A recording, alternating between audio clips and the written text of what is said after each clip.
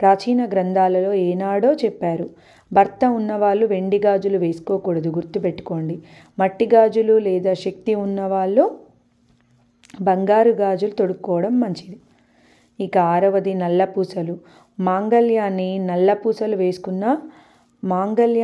నల్లపూసలు వేసుకున్నా పర్వాలేదు, లేదా గోల్డ్ చైన్ లోపల వేసుకున్నా కూడా నల్లపూసలు తప్పకుండా ఉండాలి.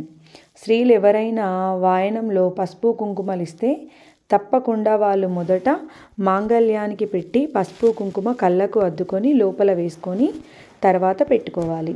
ఎందుకంటే మాంగళ్యంలో సర్వమంగళదేవి ఉంటుంది.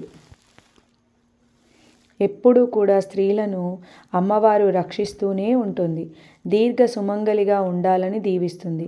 అయితే కొంతమంది ఆడవాళ్ళు ఈ మాంగళ్యాన్ని స్నానం చేసేటప్పుడు తీసేయడం, అదేవిధంగా ఇంకా రకరకాల సమయాలలో